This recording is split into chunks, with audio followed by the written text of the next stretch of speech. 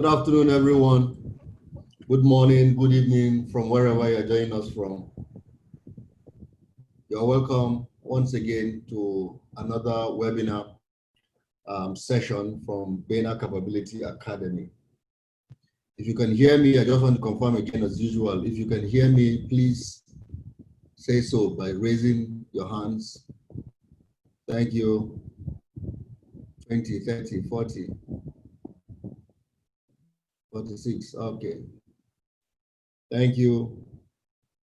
Excellent. Excellent. We appreciate all of you. Thank you very much for joining us.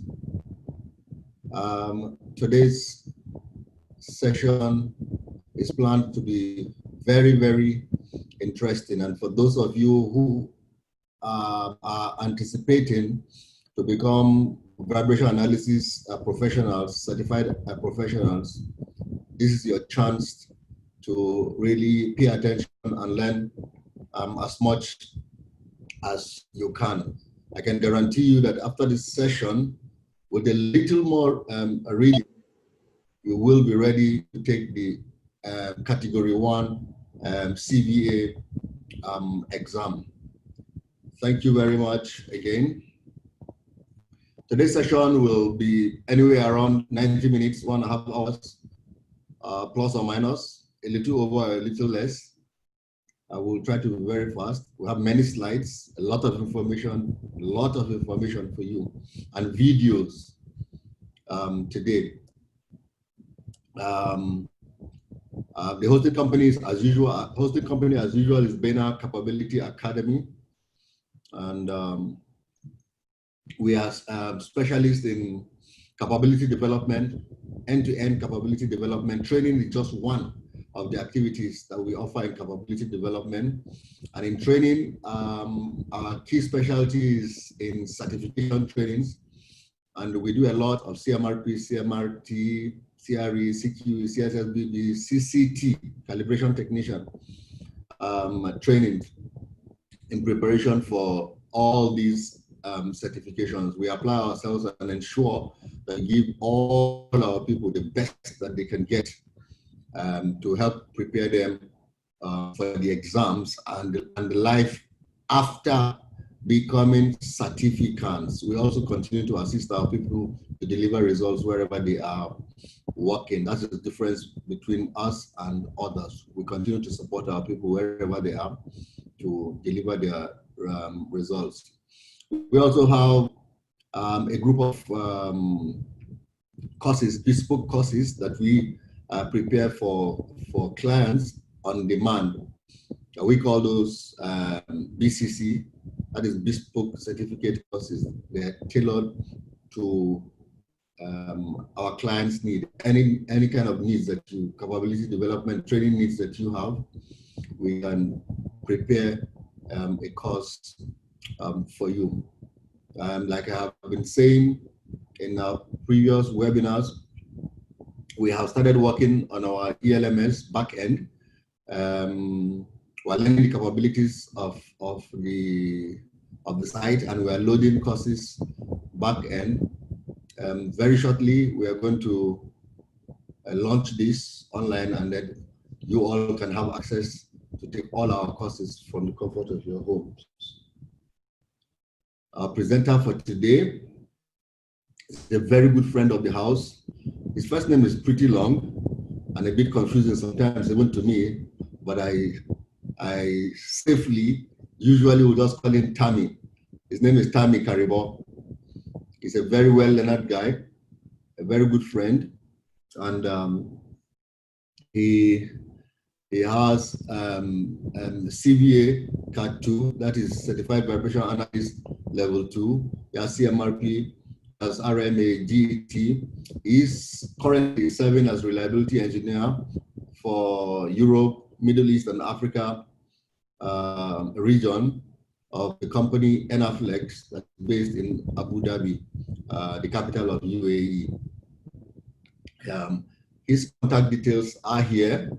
His email address, his LinkedIn address is also here. I will urge you guys to follow him up as you deem fit. His phone number is also here, and That number is available on WhatsApp.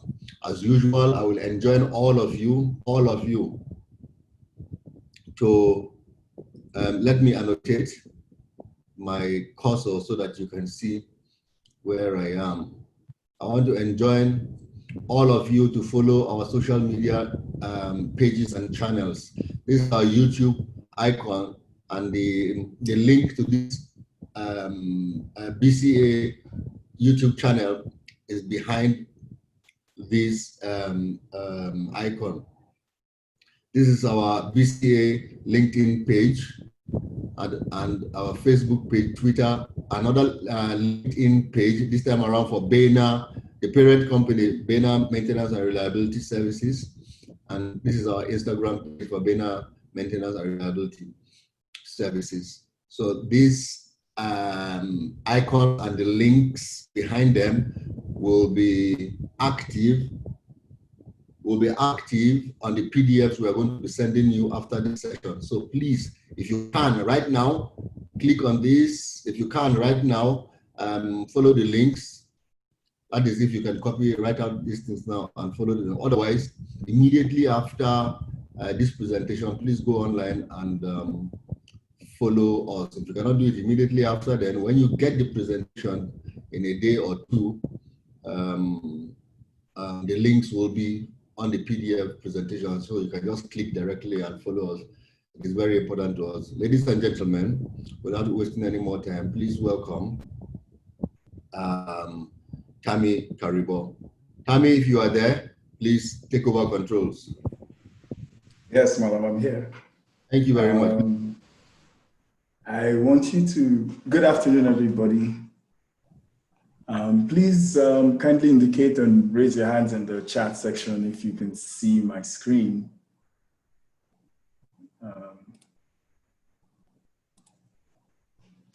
Okay. So good afternoon, everybody. It's actually afternoon on my end, about 5 p.m. My name is Tamnotaim Karibo. I'm a reliability engineer for Europe, Middle East, and Africa for Enerflex, and I'm a certified vibrations analyst category 2, a certified maintenance and reliability professional, a reciprocating machinery analyst, and a gas engine technician. So thank you, Malam, for this opportunity to share my knowledge with a group of industry professionals. So today we'll be looking at the basics of vibrations analysis. I know many people have heard about vibrations analysis. Most people have seen it being done on most of their equipment, but they have no idea what it entails. They just see a guy coming to their sites and with an analyzer and collects data, and then after a week, you see this report on your table. And then he tells you, change this, change this, change this. So, but today we'll be looking at some definitions, most of the things that, a vibrations analyst might look at, and we'll head on from there. Okay. So in this presentation, we'll be looking at vibration definitions. We'll be looking at measurement units, spectrum and time waveforms, data acquisition, transducer. By transducer, I mean sensor selection, measurement locations, and data processing. What we would not be looking at would be fault diagnosis, machine condition evaluation, machine testing, periodic monitoring, basic balancing of rotating machinery and body plots. Those are furthermore down the line when you're looking at a category, early category 2 and category 3. So we won't be looking at those for now. I will try my best to make these definitions and explanations as easy as possible for you to understand for those who haven't had any access whatsoever to vibrations analysis. Okay, so in basic definitions, we'll be looking at measurement units. We'll be looking at the physical characteristics of a vibration. So we look at vibrations, periods, frequency, amplitude, phase. Then we'll be looking at the different types of motion, which are harmonic and periodic. And then we'll be looking at vibration measures, displacement, velocity, acceleration. I'm sure most of you have heard this in physics, but it's something different from what we see in physics, what we saw in physics, though the definitions are the same. And then we'll be looking at how we convert these measures between each other. So vibration, back and forth, mechanical back and forth, oscillation movements of a body from a known point of rest. So I would definitely be applying most of these definitions to machinery, because what vibration checks is mostly machinery, equipment, and different machines. So forces, vibration forces arise from process variables. So for example, you change the pressure of a compressor, or you change the suction pressure or the discharge pressure, or you change the temperature, or you change a process variable in a particular equipment. This could affect the vibration of that equipment. For example, if a machine is not designed properly, so the foundation is not designed properly, this could result into vibrations.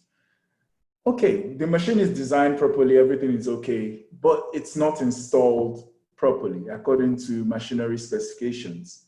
This could result in vibrations. And then over the period of operations, you have defects. So maybe on a 12-cylinder engine, for example, in your cars, when one of the spark plugs of your cars, or let's say a 4-cylinder engine, doesn't fire, the car begins to vibrate because the engine is not pushing enough power to take that car. So a defect could cause vibration. So vibrations are usually analyzed in time waveforms and in frequency. So we'll look at frequency spectrums, and then we'll look at the time waveform. We've heard time waveforms. We've heard what a waveform is, but we'll look at it in relation to vibrations analysis. Please, if I'm a bit fast, you can just type, send a message and I'll slow down or something. Also, part of definitions, we'll be looking at the measures, displacement. Displacement looks at stress. Velocity looks at fatigue, how fast an equipment is moving from its point of rest, causes it to go into a fatigue situation. And then acceleration, the force behind that machine's movement. Could be a rotational energy coming from the crankshaft, coming from the shaft of that machine. And each of these can be converted into one or the other if you have a single frequency. We'll look at frequencies in a bit. I know some of these terms might seem new to you, but we'll look at them individually. So a force or excitation causes vibration. So we'll look at forces, natural frequencies, resonance. We'll also look at that in this presentation. Vibration, also kindly note that vibration always lacks force in time, okay? And then 3 important characteristics of vibrations are frequency, amplitude, phase. Frequency. What is frequency? The number of cycles per unit time. Just the same definition as we had in physics, okay? And then natural frequencies. What would we classify as a natural frequency? This is the frequency of a particular item in its natural state. It could be a machine, it could be a table. Even the human cells of the human body have a natural frequency. Your heartbeat beats at a frequency of its own. So that's why if your heartbeat or the cells in your body vibrate more than they're supposed to vibrate, the person could faint or it could go into shock. So every item has its natural frequency, okay? And this depends on the mass and the stiffness. So let me give an example. A if I have a tiny item, a little force impacted on that item would cause it to vibrate further than if I have a much larger item. So the heavier an item, the less likely it is to vibrate.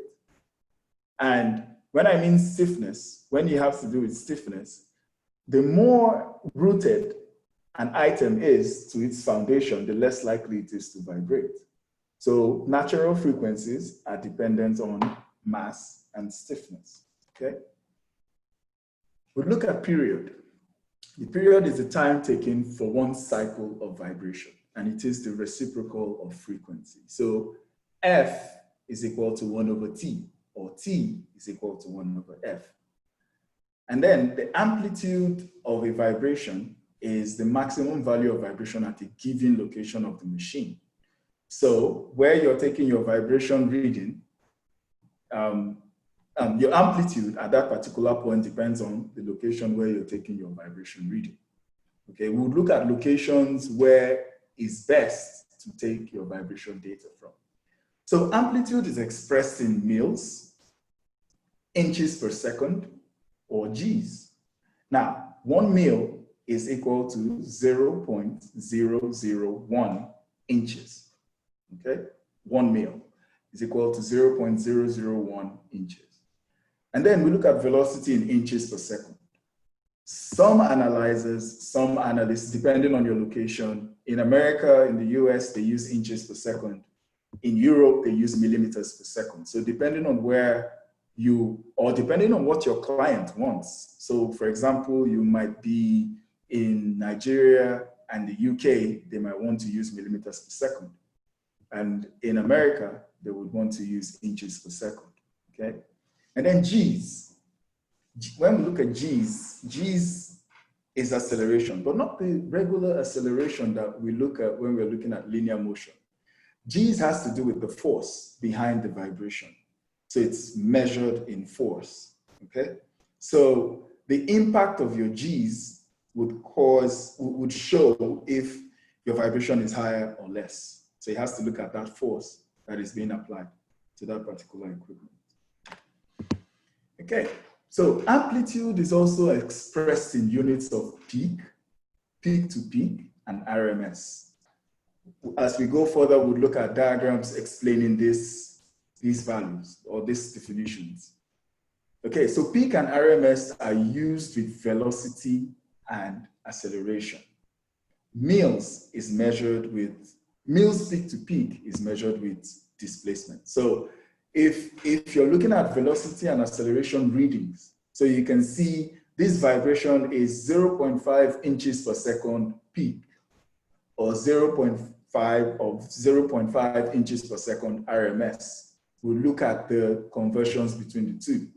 But you cannot have mils peak. Mils is always measured in peak to peak because it has to do with displacement. Okay?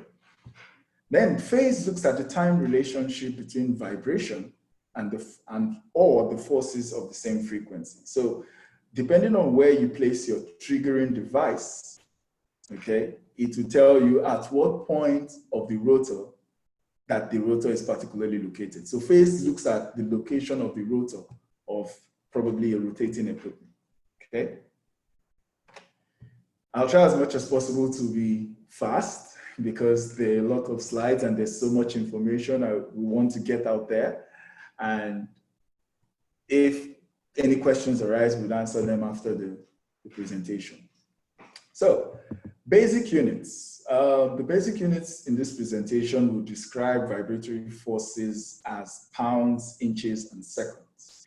Now, like I said, if you are in parts of Europe or the UK, they might use kilograms, millimeters, and seconds.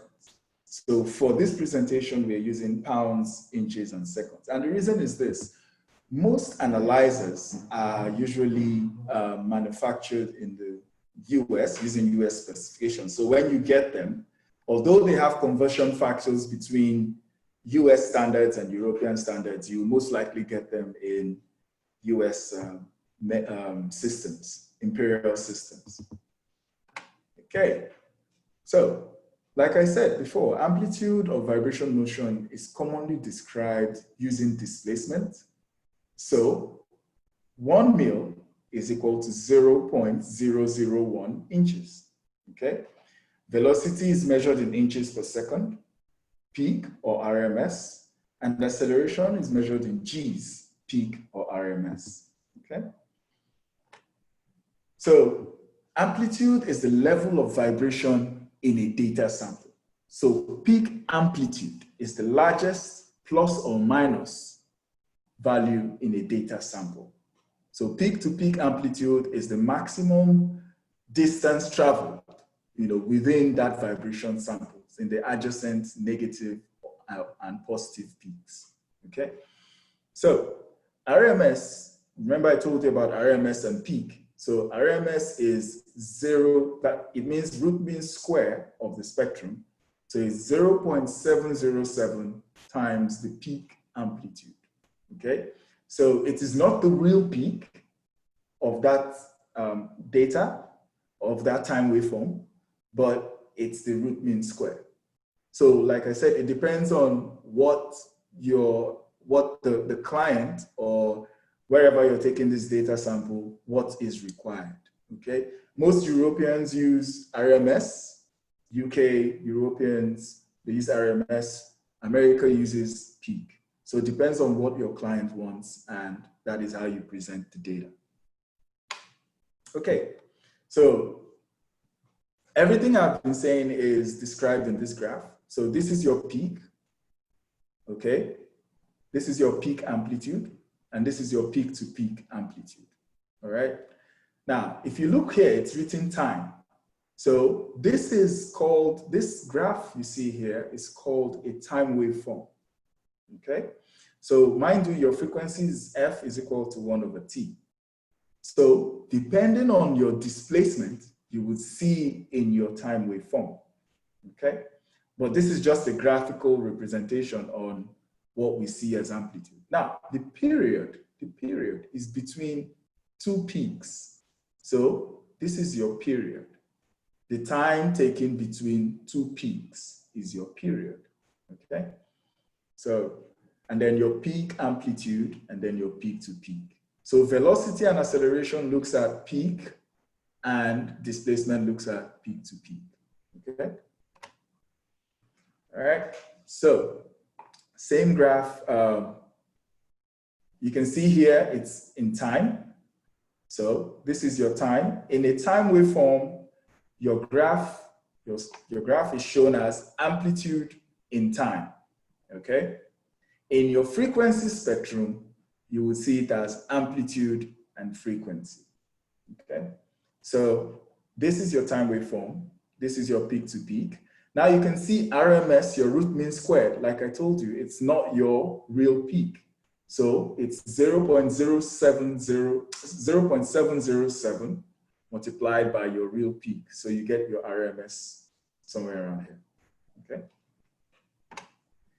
All right, let's look at frequencies. Frequency is expressed in cycles per minute. Mind you, frequency is different from RPM. RPM is the shaft speed, which is measured in rotations or revolutions per minute. Frequency is measured in cycles per minute, cycles per second. I'm sure most of you have heard Hertz, HZ. That is cycles per second, or in orders. I'll explain orders in the coming slides so we can understand.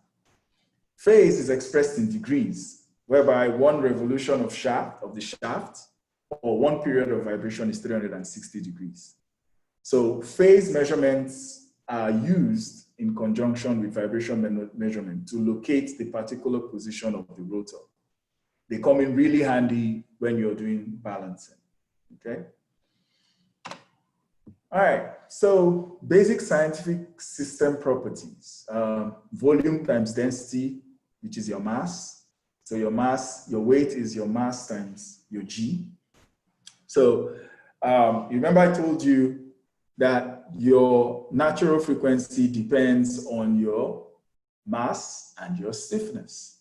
So the bigger your mass, the less likely an object is to vibrate, okay? a period is usually measured in milliseconds. So in your time waveform, most of the time you will see your periods in milliseconds, okay? And harmonic motion has only one frequency, okay? So the reason why time waveforms are usually in milliseconds is because when we're taking vibration data from equipment, the rate of vibrations are very small and happen in fast periods. So it's very difficult to measure it per second. So it's measured in milliseconds, which gives us a more explanatory value. All right. So a natural frequency is the property of a system's design. So the frequency at which a system vibrates naturally without an external force acting on it. Okay? So natural frequency, we know what that is. Now, what is resonance? Resonance is a situation where that natural frequency and then an external force is acting close to the natural frequency. So vibration is amplified at resonance. So let's say we know what our natural frequency is. And then let's say the unit is running or an equipment is running at almost the same frequency as the natural frequency of that particular equipment. So the vibration will be amplified, causing excessive vibration. So there's a video here, but I won't play the video for time's sake. But when the presentation is shared with everybody, you can go through. The video actually shows the Tacoma Bridge in the US. So what happened with this bridge was, the bridge was designed and the natural frequency of the bridge probably was not considered during the design of that bridge. So what happened? A wind began to blow. And the wind, the speed of the wind coincided with the natural frequency of that bridge. And what happened to the bridge? The bridge was destroyed totally. So waste of money, waste of effort. So resonance should be taken into consideration when a machine is designed and also when it is installed, because you would have problems upon problems if this is not taken into consideration. So the critical speed is also a resonance of a rotating machine. Now, most people tend to confuse critical speed and resonance, but critical speed is that speed at which the machine goes into resonance, okay? So it's not a frequency, it's speed. Frequency and speed are different, right? A mode shape is associated with a system when it vibrates at its natural frequency, all right? Okay. So frequency can be defined as the number of cycles. You remember I told you I was going to show you what orders means. So you can see something, wherever you see X, it means 1 times, 2 times, 3 times, and 4 times. So instead of, let's say a machine or an equipment is running at, let's say 500 RPM. And at 500 RPM, that machine generates a frequency of 500 CPM. You remember I told you frequency is looked at in cycles per minute or cycles per second. So cycles per second would be cycles per minute times 60, because you have 60 seconds in 1 minute. So if a machine runs at 500 RPM, it generates a frequency of 500 CPM, which is also equal to 30,000, or I'm correct, no, 30,000 CPS, all right?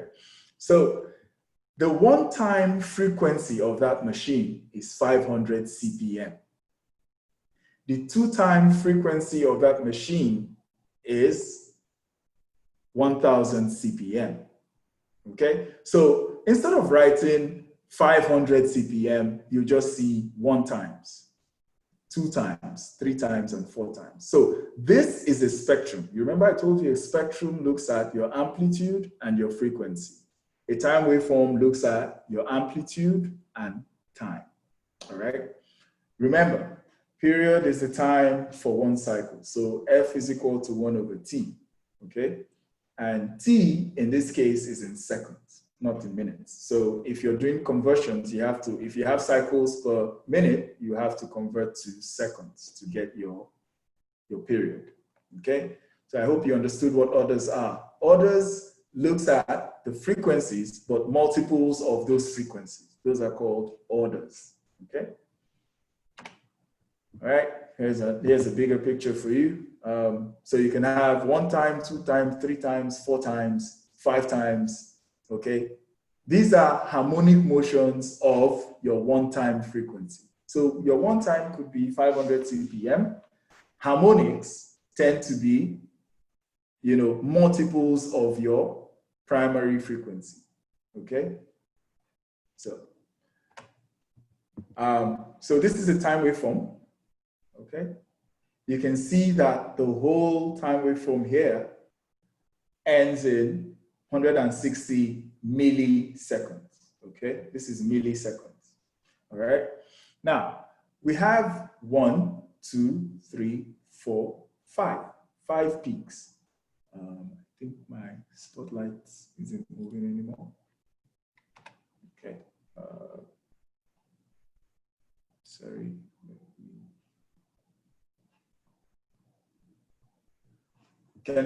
Okay. I think my spotlight is having issues too.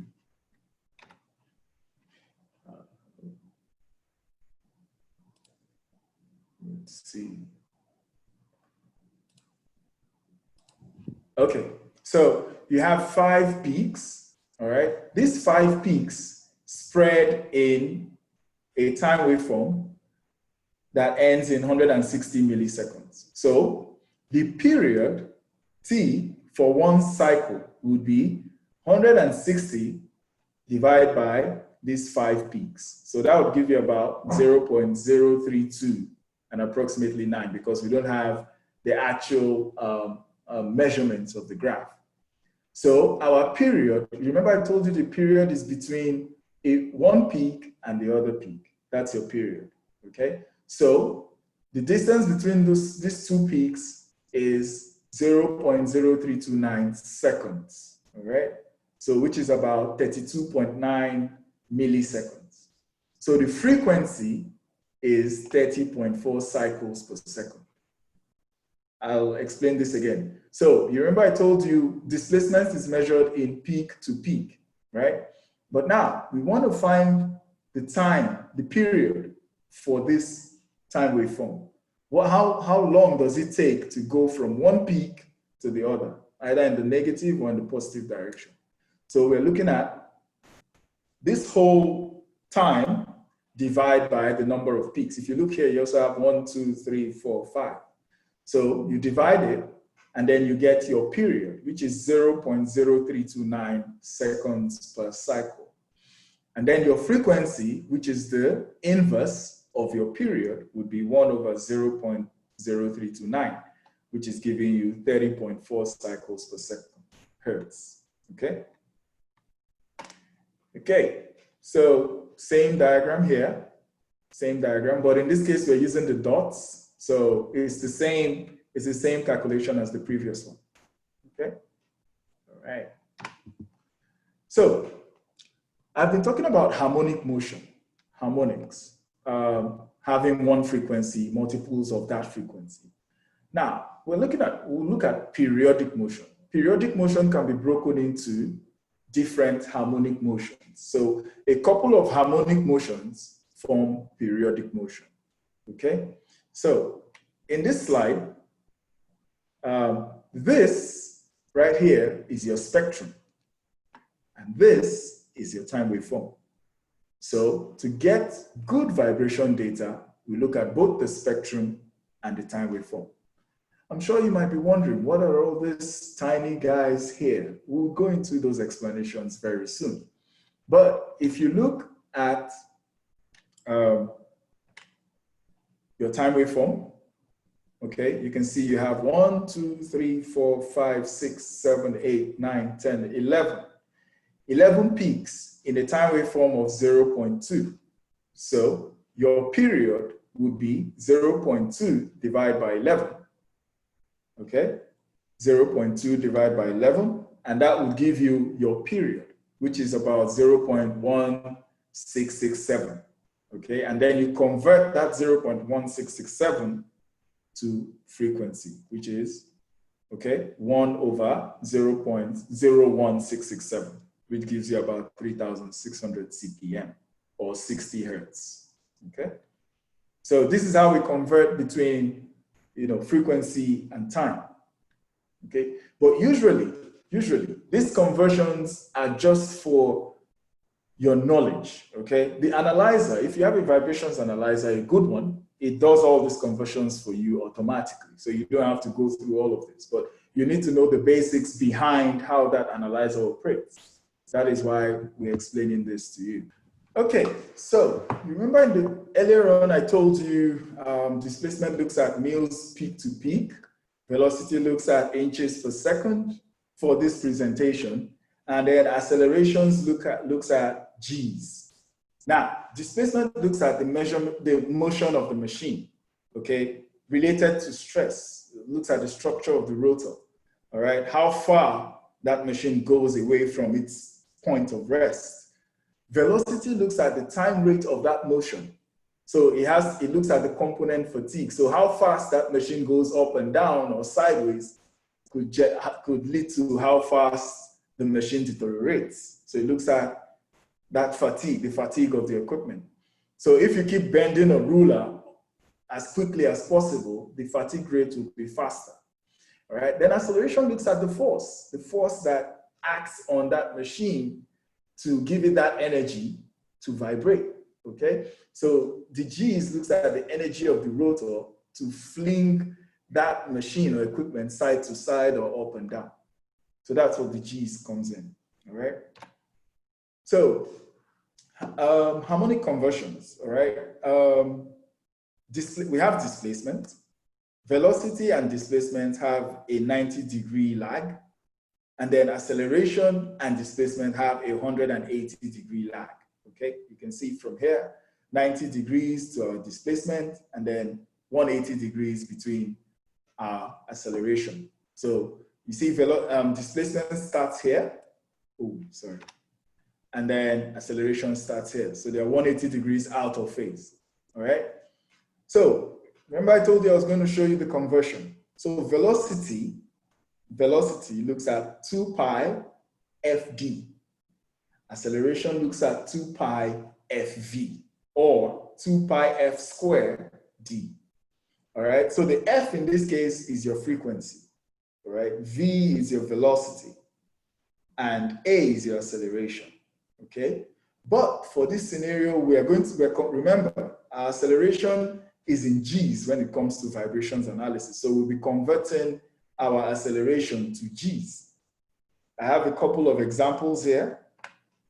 So we have example 1. A is equal to 2 pi fv from the previous slide. And then we have A is equal to 2G, F is equal to 5,000 cycles per minute. And now we're going to look for our velocity. So how would we convert this? So we rewrite the formula. A is equal to 2 pi fv. So in this case, we're looking for our v. A over 2 pi f, all right?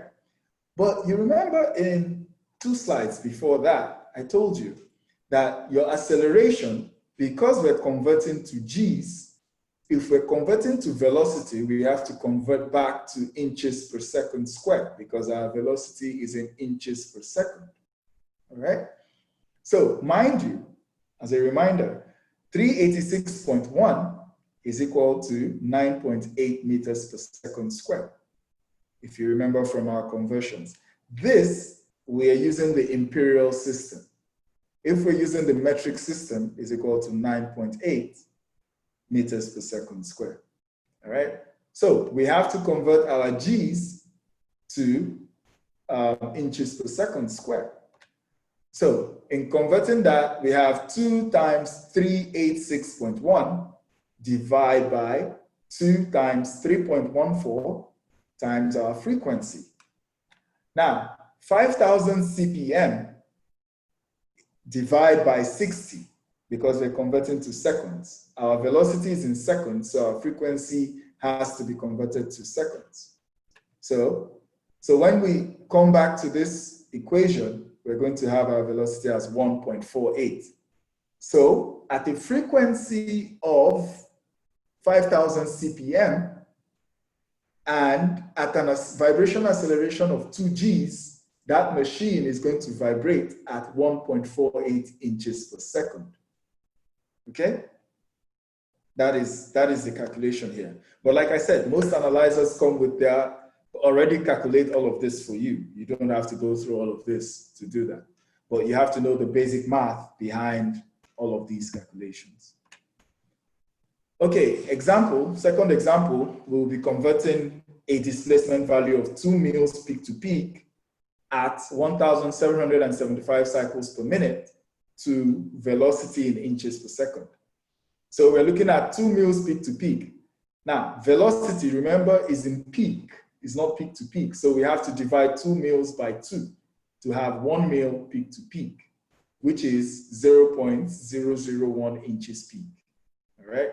And then our frequency, we convert to seconds, which is 29.58 hertz. And then using the formula, we get our velocity in 0.186 inches per second, okay? And there's another example as well. Convert a velocity of 0.5 inches per second peak at 6,000 hertz to acceleration in Gs. Now, we don't need to divide that velocity by 2 because velocity and acceleration are measured in peaks. So we use the formula 2 pi fv, and then here we don't need to divide by 60 because it's already in seconds, hertz, 1 cycle per second. So we have our peak value. But if you look at the later part of the question, it says to acceleration in G's RMS. Remember I told you RMS has to do with 0.707 times peak. So we multiply this value times our 0.707 and we get our acceleration G's in RMS, okay? All right. And this is a third example. We're converting in this case from acceleration to displacement, okay? And remember, displacement is in mils peak to peak. So once we do our conversion, we have to multiply by 2 to get our mils peak to peak. All right, so excitation forces. What are the forces that act upon a machine either by fault or by design that generates the frequencies that we see? Now, when you see one time, remember I told you this has to do with orders. So it could be with the order of that particular frequency, okay? So you've heard of mass unbalance for those who are in equipment, who deal with rotating machinery. You've heard of mass unbalance, misalignment, bent shafts, looseness, casing or foundation distortion, anti-friction bearings. Those are called Jonal bearings as well. Impact mechanisms, and then you have design-induced vibrations, gear mesh frequencies, couplings, fluid film bearings, blades and vanes. Blades have to do with fans, and vanes has to do with pumps. Okay, and then we look at reciprocating machinery. So, looking at signal magnitude determination, okay? Remember I told you about peak, overall peak, positive or negative. Peak to peak looks at the positive and the negative. And then you look at overall RMS, averaged or not averaged, okay? So you have the analog and then you have the digital, okay? The digital looks at the average energy signal, all right? As calculated by the spectrum, okay? And then you have the peak component, like I explained to you, which is your RMS times 1.414, or your RMS is equal to your peak times 0.707, okay? And then RMS cannot be obtained from a time waveform, except it has a single frequency. That is a single harmonic, all right? Peak cannot be obtained from a spectrum, except it has only one component. put into consideration, RMS cannot be obtained from a time waveform except it has a single frequency. All right, that is only one frequency. And then your peak cannot be obtained from a spectrum unless it has one component. Okay, so this is a typical, most vibrations analyzers will show you this screen. So this is one screen and this is the other screen, all right? Now, this right here is a single frequency. You can see something small here, but probably is insignificant in this vibration, okay, except you look at it in a different spectrum window.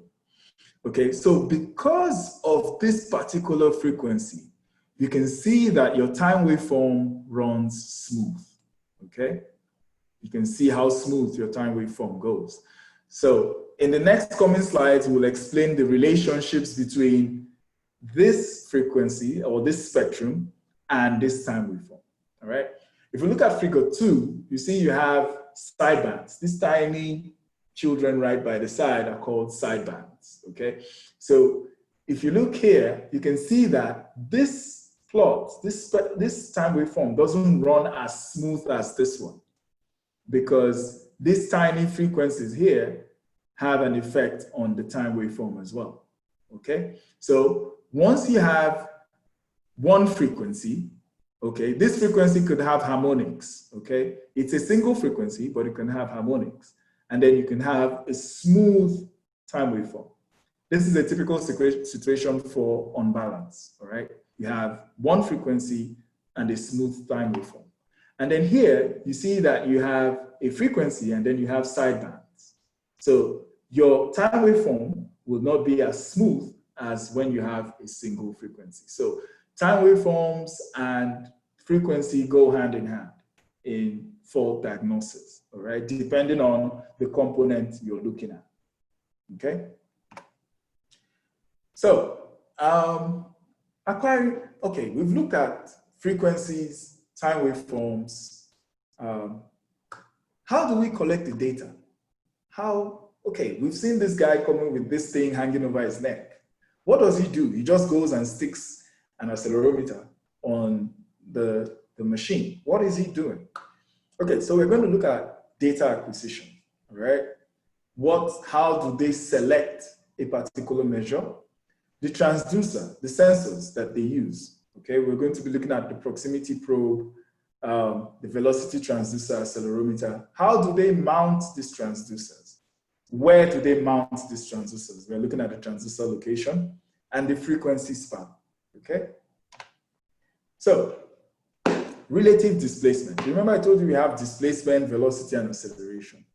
So the useful frequency span, I'll show you in a minute what the frequency span is. For relative displacement, looks at 0 to 1000 hertz, okay? And then for absolute displacement, you look at 0 to 20 hertz, and then your ISO range looks at 0 to 10 hertz. So absolute displacement looks at structural motion. Relative displacement looks at relative motions in bearings and casing. So let's say you have a casing and then a bearing inside. We're going to use relative displacement to know in relationship to the casing, how the bearing is performing, or in relationship to the bearing, how the casing is performing. And then we look at velocity. Velocity looks at 10 to 1000 hertz. That is in your frequency spectrum, your span. And then acceleration looks at above 1000 hertz, okay? And then frequency span. What is a frequency span? Remember I showed you a spectrum, all right? A spectrum has to do with frequency. It looks at amplitude on your y-axis and frequency on your x-axis. Now, your frequency span is the largest frequency at the end of the graph. Now, how large that frequency is will determine the frequencies you would see in that spectrum. So, for example, you have a shaft. That shaft runs a gearbox, all right? So you have to find a way where the frequencies of the gears in your gearbox and the shaft that is rotating those gears would fall into the same frequency spectrum, okay? So your frequency span has to cover your gear mesh frequencies and your shaft vibration frequencies, okay? And then you have your rolling element bearing. That is the frequency span for your rolling element bearings, 10 times BPFI, your ball pass frequency of the inner race. And then your pump, 3 times your vane pass frequency of your pump.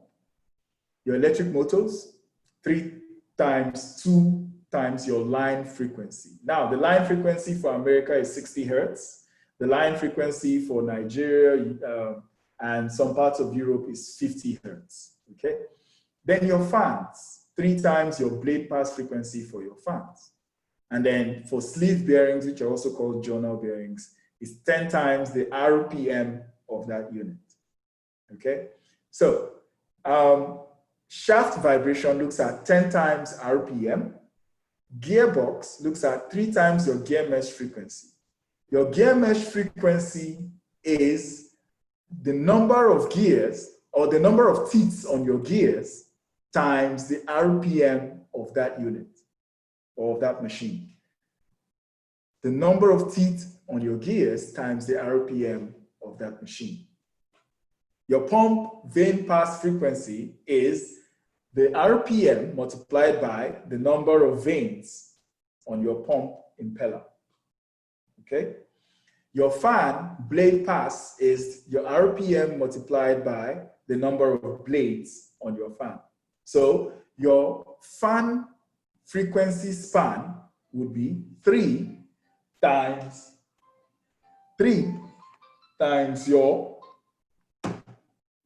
the number of blades on your fan times the RPM of your unit, okay? Please put that into consideration, all right? Okay, so remember I told you that when you have more frequencies, your time waveform changes. So this is one period between these 2 peaks, okay? Now you can see that we have 1 times your shaft speed and 2 times your shaft speed. So this is a harmonic of your shaft speed. Now you can see how this time waveform changes because we have 2 frequencies. If we had just 1 frequency, you would have a smooth curve, okay? Now, this is your frequency span. So the frequency span of this data is 300 hertz, okay? This is the maximum frequency of this graph. So if you remember from the previous slide I told you, if you have your shaft vibration and your gear mesh, you have to accommodate those frequencies in this frequency span, all right? So the smaller your frequency span, depending on what you're looking at, it could cut out some important data.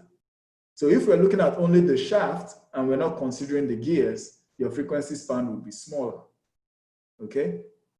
So we'll look at some frequency span calculations as we go on, all right? So before you measure a selection or you select a measure, you have to calculate the default frequency span of the components which are located in that machine.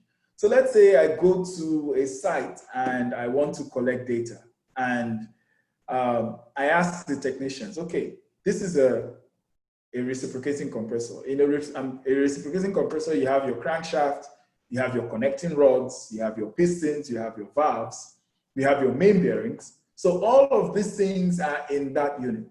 So before I begin collecting data, I have to set the frequency spans for these components so that I can capture all the data in my spectrum, okay?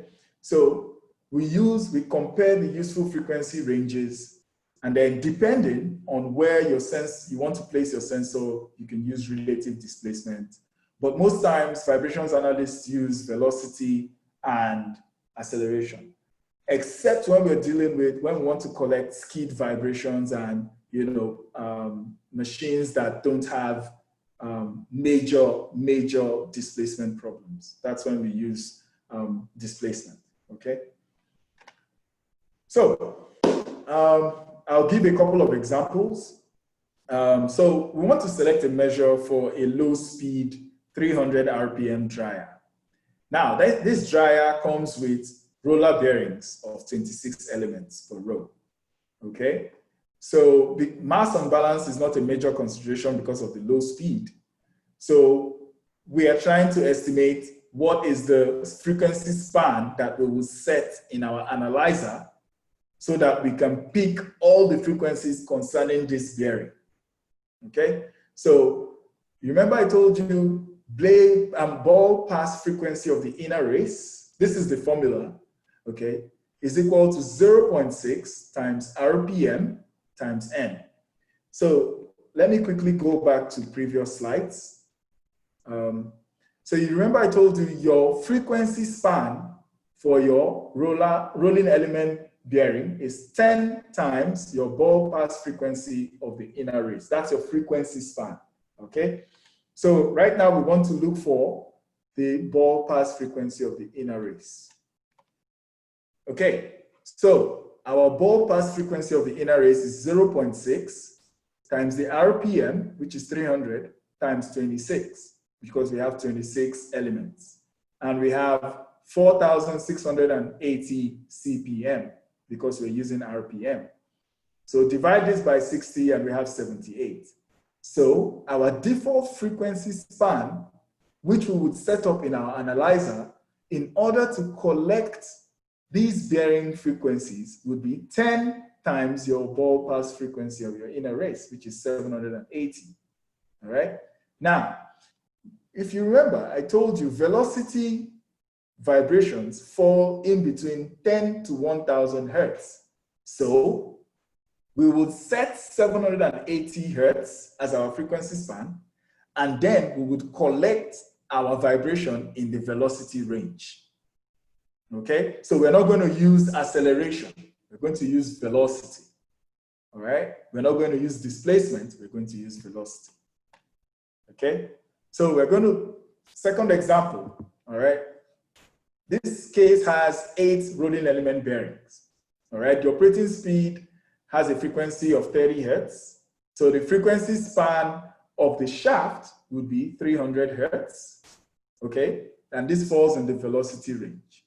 Now, the bearing has 8 rolling element bearings. Remember, we have a shaft and we have a bearing. So we have gotten the frequency span of our shaft. Now, we have to calculate the frequency span of the bearing, which gives us 1,440 hertz. Now, to cover both the shaft vibration and the bearing vibration, we have to use our velocity range, a velocity transducer. So, mind you, I remember I said velocity falls between 10 to 1,000 hertz, but 1,400 hertz is as close to 1,000 as possible. So we're still going to use our velocity range, okay? All right, but if we had, from the previous example, if we had a bearing default frequency of 2,800, then we're going to use the acceleration, okay? Because it falls way outside our 1,000 hertz. All right, so these are default frequencies, RPMs for default machines. You can go through this after the training. If you have any questions, feel free to send me an email or a message on LinkedIn, okay? Now we're going to look at transducer, our sensor selections. Which sensor do we use? Okay, now we've known all of this, but what sensor do we use to collect the data? So we'll look at different sensors that are used for data collection and then where they are used, okay? So we're looking at the measure, the signal strength, the sensitivity, the size, and the frequency response, okay? So this is a proximity probe. I'm sure a lot of people have heard proximity probes in turbines, in reciprocating compressors. So these are used for relative displacement. They are mostly called relative displacement sensors, okay? So now, if you look well, you have 2 sensors, all right, proximity probes or displacement sensors. So whenever this is a casing, this is your shaft, all right, okay? So this could serve as your bearing in that shaft, okay? So the more the wear you have in that shaft, the more you would see your graph or your frequencies, your waveform or your mode shape would change, telling you that, okay, at this particular point in time, this bearing has worn beyond what it's supposed to wear. It's time to change the bearing. Okay, so this gives you a relative displacement, as in the shaft relative to the bearing, or the bearing relative to the shaft. So these are called proximity probes. They are placed very close to the shaft, okay, to see the amount of wear. And they're sensitive to mechanical scratches, they're sensitive to nicks, okay? And they sometimes they generate residual magnetic fields, all right? So whenever there's an imperfection in the shaft, it would show in your data using your proximity probe. This is called the velocity transducer, okay? So this item right here screws into this guy, okay? So if you look well, the sensitivity here is 100 to 1000 millivolts per inch per second, okay? 100 to 1000. So they are mostly used to measure velocity and displacement as well. Because why are they used to measure displacement? Because it's easy to integrate velocity to displacement. Okay, so you could use this sensor to measure displacement as well. All right, absolute displacement, not relative, absolute. Okay, and then this is an accelerometer. This is the vibrations analyst's best friend. Okay, this guy is used to integrate to velocity, so you can measure velocity, inches per second, and acceleration as well. So the sensitivity is between 5 to 1000 millivolts per G. All right, so this tiny guy right here screws into this item, and it is used for measurement. Okay, all right. And then these are your triggering devices. By triggering devices, I mean, for every time the shaft rotates past a certain point, it triggers, okay? And it sends a signal to your analyzer or to whatever is obtaining that signal. So you have an optical pickup. So this is an infrared sensor to pick up shaft rotations, okay? So in some cases, they can use it to pick up the RPM of a motor in most cases. This is a strobe light. It's also called in some cases a timing light. So for every time the shaft rotates 360 degrees, it flashes, all right? And then this is a magnetic pickup, okay? So it picks up, if you have a magnetic stud installed on your shaft, so for every time that stud or a metal stud passes your magnetic pickup, it generates a signal, okay? Now, the bandwidth of your sensor is sensitive to the way it is mounted. So the way you mount an accelerometer to the measurement point is a very critical factor in obtaining accurate results. So if you don't mount your accelerometer or your sensor properly, you will get not too good results. So it's like garbage in, garbage out, okay? So, ways to mount your accelerator. You have a stud. This is the best way because vibrations or shakings will not affect it. In some cases, they use an adhesive, which is like a glue. So your accelerator is permanently mounted. It's not taking off, all right? And then there's the magnetic type. This is the most widely used because most analyzers, you have to take your accelerometer with you. So the magnetic accelerometer is the one that's widely used. In some cases, there's the way to hold down the sensor with your hand. This is where, okay, for example, somebody wants to take data from aluminum, a casing that is made of aluminum. And aluminum is not magnetic. So the advice there would be to clay a magnetic object on that item so you could be able to take your data, all right? Because handheld, you can use the accelerometer and hold it down, but your data would not be good or correct, all right? Okay, so handheld frequency limits, you can see that your stored mounted accelerometers go between 6,000 to 10,000 hertz. You can see where your magnetic accelerometers fall under, okay? So though their frequency limits are not high enough, but they're the best we can use for now, okay? All right, so you can see the frequency ranges of each. So your stored mounted frequencies could go as high as 100 hertz, okay? And then your probe mounted, handheld, have the lowest frequency ranges. All right, measurement points. Okay, we've known about our transducers, our sensors. Where do we mount them? Why is it that when this guy comes, he goes side by side and he places his accelerometer and he presses the button? So here we're going to look at where is the best right place to place your accelerometers. So you place them close to the bearing as safely possible, okay? You have to make sure that where you're placing your accelerometer is safe to place it.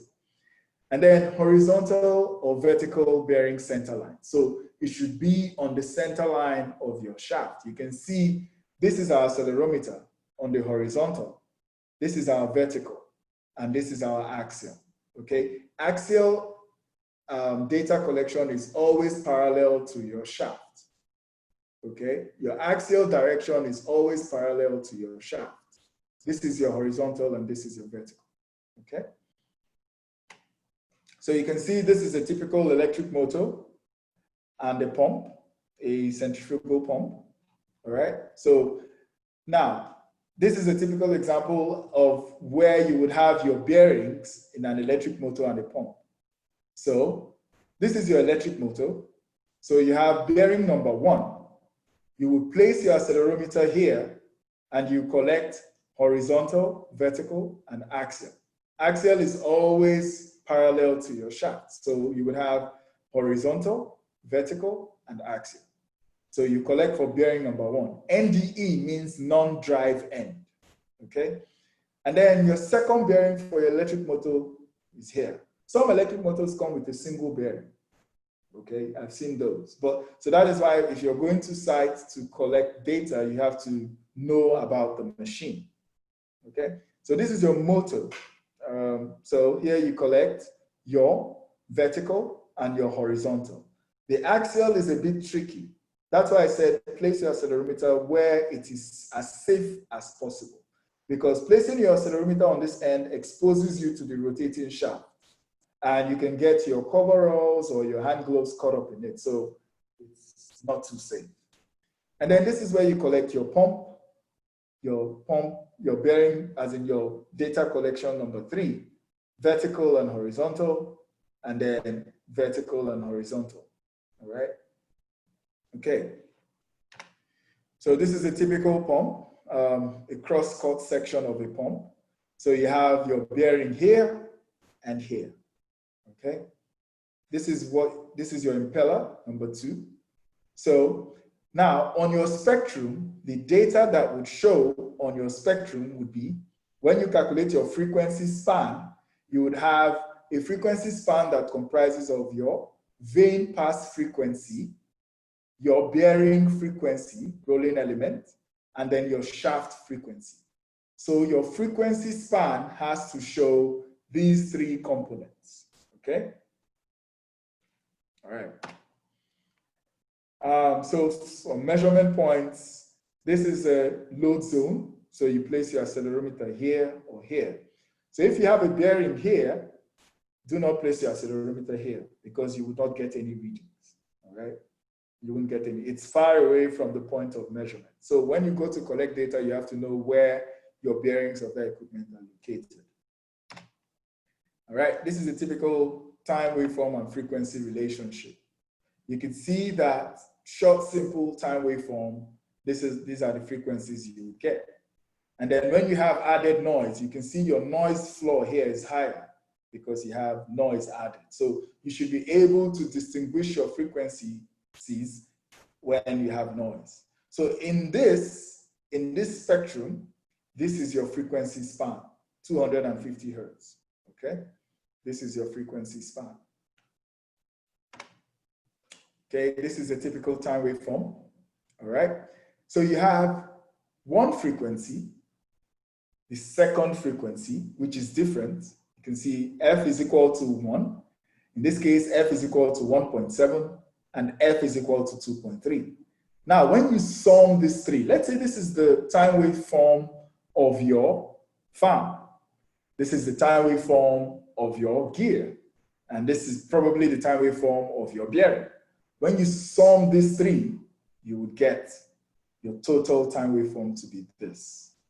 All right. So these are single frequencies, each of them. All right. Single frequencies. Remember I told you single frequencies are harmonics. Okay. But when you group all three time waveforms, you get a periodic, frequency, which is this is your time waveform. Okay. All right. So rolling element bearings and gear excited vibrations are measured in the axial direction. Okay, so select proper frequency spans and lines so that all vibration activity is captured within the adequate resolution. Your frequency spans are very important. If you don't have the right frequency spans, some of the activity or your frequencies concerning the components will be cut off. Okay? Set your data collector for acquisition to provide data displays, and then measures displacement, velocity, and acceleration to evaluate machine condition and machine specific. So you cannot use the frequency span you use for an electric motor for a reciprocating engine or a reciprocating compressor. Okay.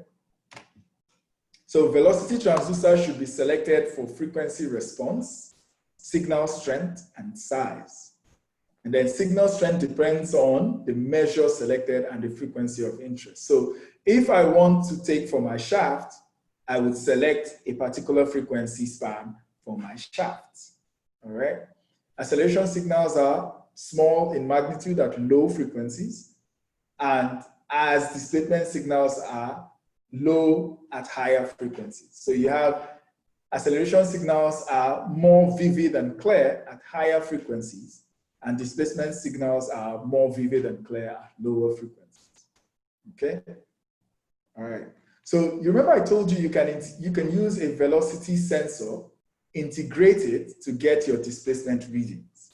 So it is not advisable to use an accelerometer to collect displacement readings because you have double integration.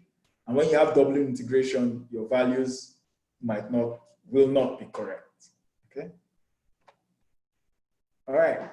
So frequency response, the ability of a transducer to reproduce the magnitude of vibration. Vibration transducer should be located close to the bearing and mounted to acquire data at the frequency of interest. Okay.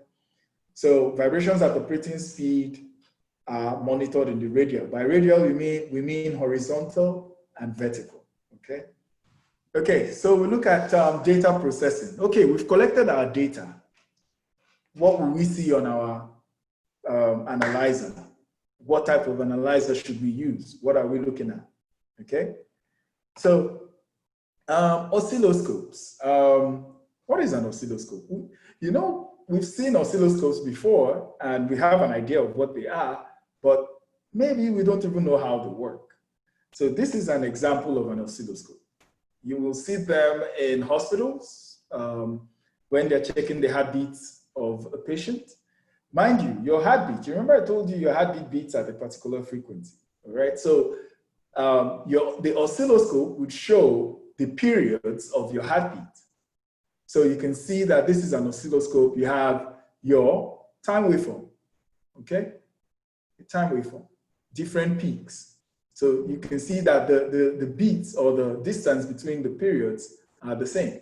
If your heartbeat becomes erratic, then you have scattered beats, scattered periods, and that seems to be a problem. Same with the machine. If you have random peaks, then it's giving you an indication that there is a problem, okay? So how do we calculate? Now, usually oscilloscopes are, I would say, old school. Right now we have data collectors, vibrations analyzers that are fantastic at doing the job.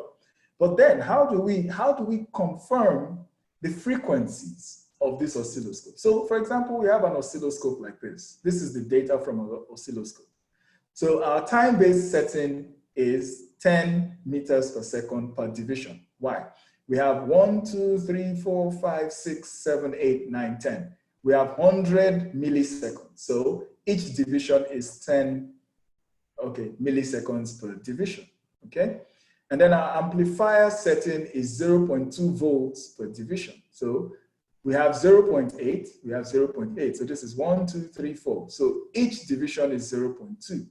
And then our transducer is calibrated to 1000 millivolts inches per second.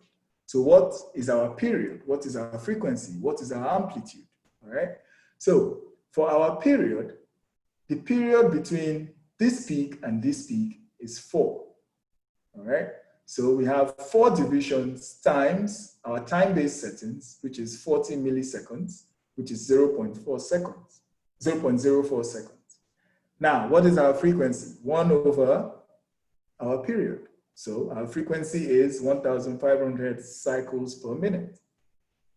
What is our amplitude? Okay, the amplitude is 1 times 0.2 volts per division. Okay, all right. Why was it said 0.2? Because this is our 0, and this is 0.2 approximately. All right. So our amplitude is 200 millivolts. Okay. Now, converting that amplitude to velocity. So because we have a transducer calibration of 1000 millivolts per inch per second. So 200 millivolts per 1000 millivolts per inch per second gives us 0.2 inches per second. So we have gotten all our vibration measurements from this oscilloscope. Okay. Then we have the FFT analysis. Most of us have heard FFTs from engineering mathematics, fast Fourier transforms, but that is a bit different from what we're looking at here. Okay, so our FFTs looks at it's computer-based instruments. They convert analog to digital, and they sample. Their sample rates are 256,000 samples per second. So most vibrations analyzers have FFT analysis, okay? FFT looks at your frequency, your time waveform, and peak view. Some analyzers come with peak view. So your number of lines, and it may have zoom, okay? Now, FFT analysis is mostly included in vibrations analysis of modern times, okay? So most electronic data collectors are FFT based, okay? So they can store large amounts of data, and then you can set your route. By route, I mean, okay, I go to this machine every 3 months. I don't want to set up data every 3 months. So I set it up that once I walk to that machine, I'll collect main bearing number 1 to 7 in a particular manner. That's your route, okay? And then you can transfer that data to a computer. And then most analyzers these days come with softwares that can help you analyze the data further, all right? So we're going to look at a couple of data collectors. I'm sure you've seen most of them. You have Proof Technique VBExpact. This is manufactured by Proof Technique, a German company. They also have locations in the US. Fantastic vibrations analyzer. And then you have Windrock 6400. This is manufactured by Windrock, a company in America, in Tennessee. They look at both FFT analysis and reciprocating machinery, reciprocating compressors, engines, and then also diesel engines as well. You can collect data, all right?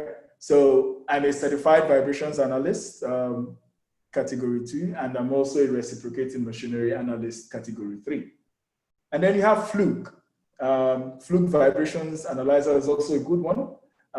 It helps to tell you your vibration, your bearing data, if your bearing is good or is bad, predominantly used for electric motors and pumps and different machinery, easy to set up. And then you have Emerson, CSI 2140. The previous versions were 2130, 2120, 2115. Very good. Up to date, different. You can do operational deflection shapes. You could do routes. You could do different things with that analyzer. Fantastic analyzer. Cost-wise, you would have to contact the OEMs and find out how much each of them cost. But except like for vibrations analysts, okay, who devote their time and their energy to perform vibrations analysis, these analyzers come in handy. Most companies decide to use just normal data collectors that could just show them overall vibration, and they don't delve into spectrums, okay? So this gives them, okay, so for example, if a particular overall vibration is higher than manufacturer requirement, it shows that there's a problem. Now, a vibrations analyst would come with some analyzer, most of this, and collect the data and analyze the spectrum and the time waveform to tell you what the problem actually is, okay? So this is a typical screen of what an analyzer would give to you. Default, most analyzers are different, okay? You have your time waveform and you have your frequency spectrum, okay? So window selection, your window depends on the data you're collecting. So most analyzers come with Hanning window for fault deflection and detections. The uniform window is used for impact testing. What is impact testing? Impact test is mostly used when you want to find out the natural frequency of a particular equipment or a particular item, okay? It's very important because before you collect vibration of a particular equipment, you have to know what the natural frequency of that equipment is, so you don't give the wrong analysis of that equipment. And then flat top is used for condition monitoring, okay? So your bandwidth, the bandwidth of your data collector should be set by the frequency span and your number of lines. Let me go back to the previous slides. Oh, okay, let me see if I have it. Okay, your number of lines on your spectrum, okay, could be 400, could be 800. So the more your number of lines, the more distinct frequencies you would see in your frequency span, which is your bandwidth, okay? So the more the number of lines, so if you have less number of lines, lesser frequencies will be summed up into one. If you have more lines, you will begin to see lesser frequencies in your spectrum, okay? All right, so your oscilloscope measures voltages that vary with time. The voltage peak to peak, peak or peak to peak in the time waveform can be converted to peak in displacement. So in oscilloscopes, your peak velocity must be divided by your transducer scale value. All right, and your vibration frequencies can be calculated from the period on your time waveform. Your oscilloscope can be displayed in orbits of shafts. Triggering signals can be obtained from a proximity probe or optical pickup and can be used to initiate or control data acquisition. All right. Your FFT analyzer displays a time waveform and a spectrum in a digitized block of data. Your FFT data, which is your fast Fourier transform data, is displayed in discrete lines called bins. So each frequency is located in a bin. I know you remember bins from, or bits from computers, you know, when they tell you bits and bytes. In the case of vibration analysis, each frequency is located in a bin. So frequencies between these lines cannot be distinguished. So if you have bins, a frequency in a bin cannot be divided. It cannot be distinguished, okay? So your lowest resolvable frequency is 1 divided by your data acquisition time. You remember I told you that your frequency span, about your frequency span, the more you have, the more your number of lines, the more time you would require to collect your data. So if you have 400 lines, it will take you 1 second or more, or 2 seconds to collect your data. If you have 800 lines, it could take you 3 seconds to collect your data. So the more the number of lines you have, the more time it will take for you to collect your data. So that is why when you're setting up your analyzer, you have to set the number of lines that give you the proper frequency data you want to collect. You don't want to set too many lines and then you waste 1 hour collecting data from a pump that could take you 10 seconds, okay? Then the Hamming window is used for general data collection because it is a good compromise between amplitude, accuracy, and frequency resolution. So most analyzers are usually set to the Hamming window, all right? So if you want to do impact testing, then you use your uniform window. You can change that in your analyzer settings as well. So the amount of resolution determines whether or not closely spaced frequency can be viewed.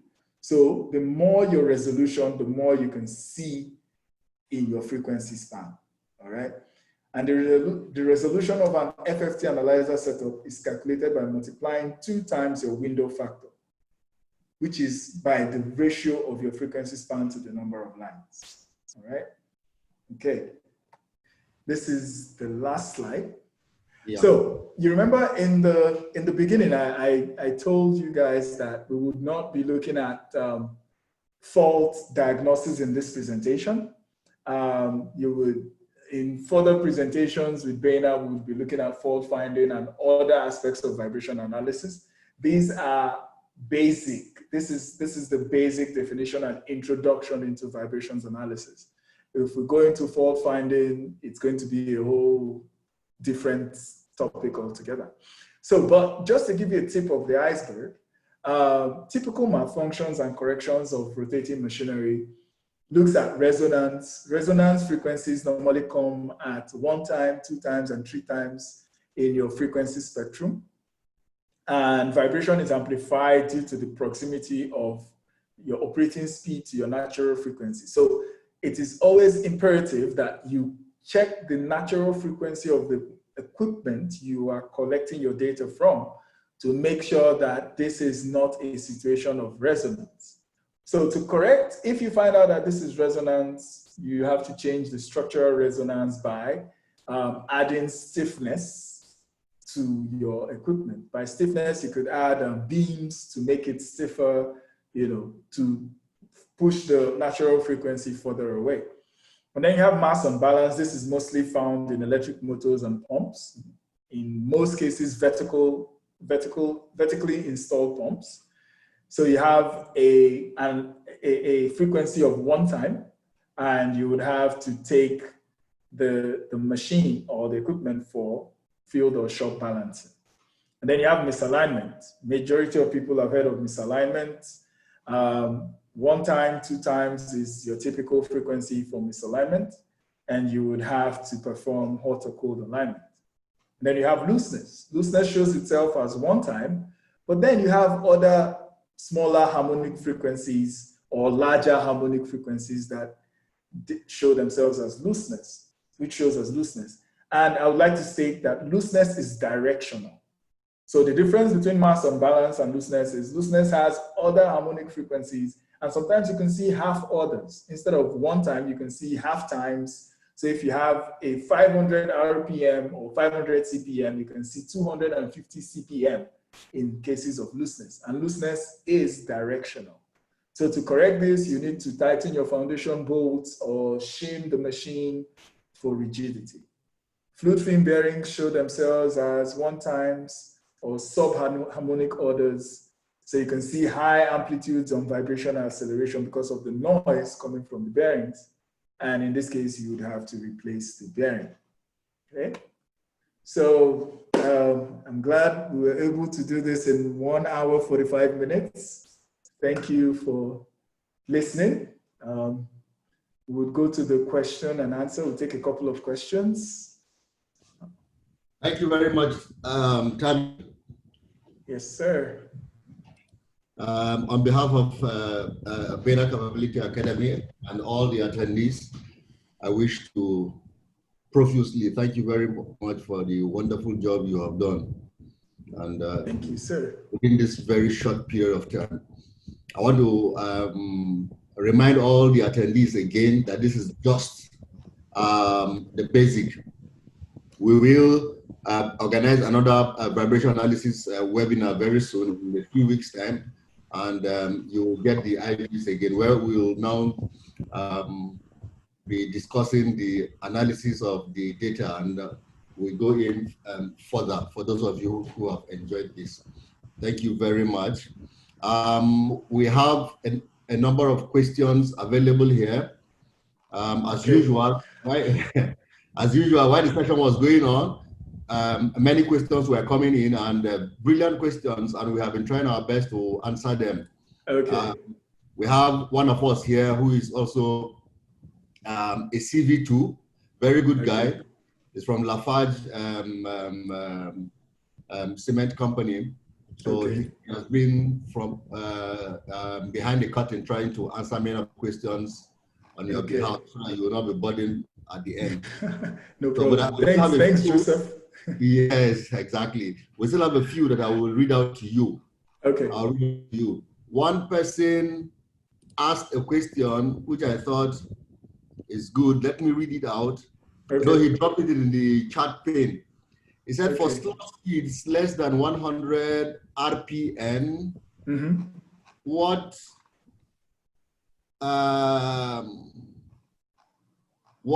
do we, how do we, or is it what, or how do we measure the vibration displacement of velocity, something like that? I don't know if you understand that. Wait, where's the question? I'm trying to. It's in the chat. The guy dropped it in the chat pane. Okay, in the chat. Okay, not in the question and answer. Yeah, not in the question and answer. I just saw it and I got interested in that question. His name is, sorry, let me find, Panda. It's an Indian name. I think the guy is an Indian guy. Okay, I'm trying to find the chat section. Okay, on your system. Yeah. His name is Harbinder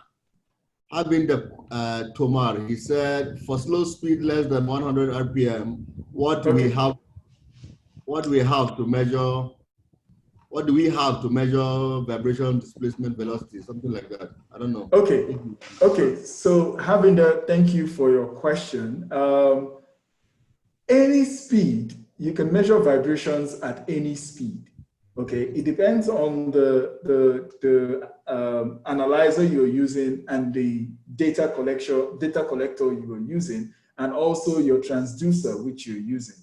Any speed, so far as a machine is running, you can collect vibration on that machine. 100 RPM, 200 RPM, 500 RPM, you can collect that data on that machine. Now, we're not looking at just the RPM, we're looking at the frequencies generated by that machine as it is running. So it depends on what you're looking for. What do you want to determine? What frequencies? Do you want the frequency of the shaft, of the bearing, of the gear? It could be whatever. So we can collect data from any machine. So far as that machine has a speed, it's running, you can collect data. Even when a machine is not running, you can collect the natural frequency of that machine by impact testing. All right? Okay, thank you very much, Tammy. There is a question here. Okay. What from somebody, Kelvin Ugokwe, what is the use of RMS? Okay, like I said, RMS has to do with, it has to measure the peaks. So in most cases, the higher the peak, the higher the RMS value. So it depends on the location where you are collecting that data. Most Europeans, most Nigerian locations, most locations in the UAE or in the Arab Emirates, they use RMS values, okay?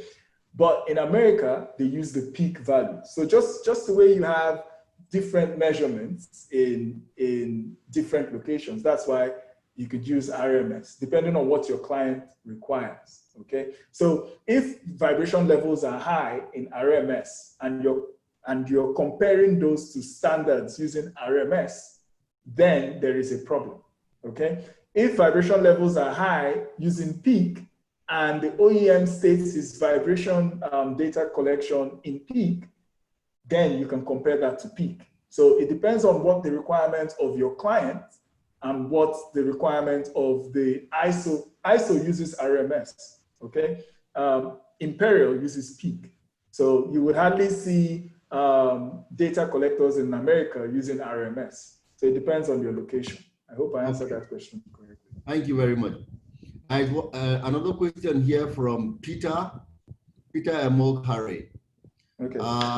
He's asking, how do you carry out vibration analysis on a machine that has no shaft or something like that? There's something wrong with the question here, but if I understand him, he's saying, how do you carry out vibration analysis on a machine that has no shaft? And in continuation, he says, and also in a cabin like soundproof generator, a completely covered generator, soundproof generator, how do you carry out vibration analysis? Okay, let me go to the first question. If you remember, I told you vibration has to do with force. So what is generating that force? In most data collector, in most equipment, you have a shaft, a rotating shaft, a reciprocating shaft. So there must be some kind of motion for us to collect data to know what frequency, except we are collecting natural frequencies. There must be some sort of external motion to know what frequencies are being generated, okay? So for the second question, in a soundproof generator, once you open the coverings of that soundproof generator, a generator is what? An engine and an alternator. So there's a shaft in that engine, right, that runs the alternator.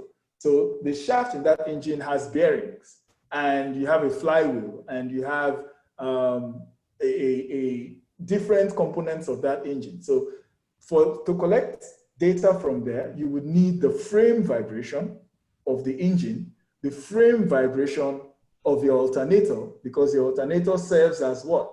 An electric motor, okay? So you have to collect your line frequencies. You must know your line frequencies of your alternator, and then you must know your shaft vibrations, your bearing vibrations of your engine, all right? Okay. Thank you very much. There's one question here from somebody, Najim Yusuf. Okay. He's asking, what is the relationship between noise and vibrations? Interesting question. Okay, so that is the vibration analysis we're looking at. We're looking at equipment specific. Now, when you come to noise, even in vibration data collection, you have noise. Noise is any frequency that is unwanted, okay? So you must separate your noise from the frequencies that you need. Now, vibration and noise in other aspects of, let's say, society could be similar. For example, musical vibrations to some people could be noise, but to some people it could be wonderful. That's why you have some people like a certain type of music, others like different types of music, all right? But in this case, what we're looking at is equipment specific. Now, when you look at noise, noise could come where you have, when you're collecting your data from a location that is not where you want to collect it. So if you're looking for bearing vibrations, you place your accelerometer as close to the bearing as possible. If you place your accelerometer farther away from that bearing, you could have noise. By noise, I mean other components interfering with your frequency spectrum. And that's noise, all right? So in that spectrum, that will classify as noise. And you have to filter out that noise to get your proper frequencies. Right. Okay, maybe we should take one more question. Okay. When we end it for the day. Somebody, Victor or Pafunsho, okay, said, I measured vibration of the drive end of a gearbox, and it was giving me both high and low values. What could be the cause? Okay, so the high end of your gearbox. Okay, so you have your shaft, you have your gears, depending on how many gears you have, all right? So a gearbox could contain 2, 3, 4, 5, 6 gears. So one of your gears might be faulty, and when you're collecting that data, the faulty gear might show itself. And at other times, now you see, when you're collecting this data, you also have to check your RPM. What is the RPM of the unit when you're collecting that data? Some cases, the higher your RPM, the more noise, the more vibration values you get. The lower your RPM, the less you get. So you have to make sure that the RPM of that unit is stable, it's constant when you're collecting that data. Secondly, you have to make sure that you're collecting that data at the same point every time, all right? And when you if you're seeing high and low, putting into consideration that all these other scenarios are met, then check the settings of your analyzer. Your frequency spans. Probably you have so many different things going on at that particular point that you're collecting your data that you cannot see the different frequencies. So I think there are many more questions, but I will stop at this point. As usual, we will download all these questions and give to the presenters, in this case, yes, you, and you will answer them, and we'll prepare and send back to everybody. I can see some beautiful questions. Still, there's one from Alexander Diaz. I think it's something about compressor, reciprocating compressor. It's really nice for you to answer all of this. So we're going to download all these questions and send to the presenter. He will answer them and we'll come back to all of you. Our apologies if we couldn't answer your questions. At the end of today, at the end of one day or maximum 2 days after today, we are going to send out all the resources. We usually will send out 3 resources, the recorded video, the training slides, and the Q&A responses. So thank you very much, Tammy, for joining us today, for sparing your time. I know it's not easy with your schedule, but again, grant us our wish to have the second version of this, the continuation of this very soon, please. Okay, no problem, sir. Ready Thank you very much. Thank you. Thank you, everybody, for joining in. Thank you. Thank you. Thank you. Right. So at this point, ladies and gentlemen, we have come to the end of the presentation for today. If you have any concerns, questions, or whatever inquiries you'd like to make, please, you can contact us directly via the